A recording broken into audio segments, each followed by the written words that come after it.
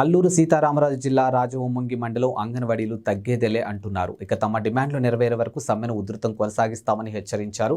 Anganwadi helpers workers union కార్యదర్శి వెంకటలక్ష్మి మీడియాతో మాట్లాడుతూ 17 రోజులుగా తమ సమ్మె కొనసాగుతుందని అన్నారు. ఇక రాష్ట్ర యూనియన్ నాయకుల్ని 4 సార్లు చర్చలు జరిపినా ఫలించలేదని పేర్కొన్నారు. కనీస వేతనాల గురించి ప్రభుత్వం స్పందించడం లేదని అన్నారు. కనీస వేతనం ఇవ్వకపోతే తాము ఎలా బ్రతకగలమని ప్రశ్నించారు. సుప్రీంకోర్టు గైడ్ లైన్స్ ప్రకారం కనీస వేతనం ఇచ్చే వరకు సమ్మె విరమించేదే లేదని హెచ్చరించారు. ఇక పక్క రాష్ట్రం తెలంగాణ కన్నా అదనంగా 1000 రూపాయలు పెంచి వేతనాలు ఇస్తానని ఎన్నికల ముందు జగన్మోహన్ రెడ్డి ఇచ్చిన హామీ ఏమైందని నిలదీశారు.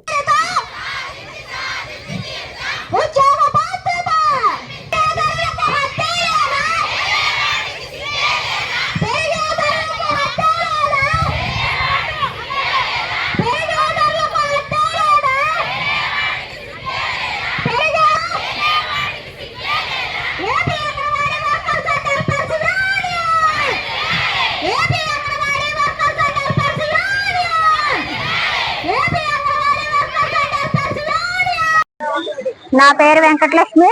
నేను Rajavommangi Anganwadi workers and helpers union కార్యదర్శిని. మరి ఈ రోజుకి 17 రోజులుగా మాకు సమ్మె కొనసాగుతుంది.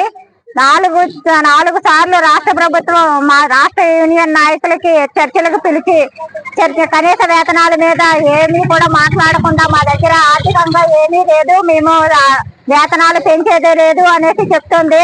వాళ్ళెంత రాష్ట్రం ఎంత మొండిగా వైఖరి చేస్తుందో అలాగే మేము కూడా వేతనాలు పెంచే వరకు సుప్రీంకోర్టు గ్రాడ్యుటీ ప్రకారం మా గ్రాడ్యుటీ అమలు చేసే వరకు కూడా మేము సమ్మె విరమించేదే లేదనేసి రాష్ట్ర ప్రభుత్వానికి తెలియజేస్తున్నాము.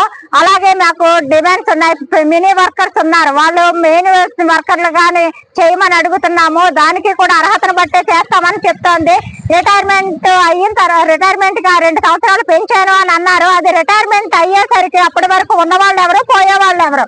మేము 17 రోజులుగా సమ్మె చేస్తున్నా కూడా రాష్ట్ర ప్రభుత్వం సేమ కుట్టినట్టు కూడా లేదు.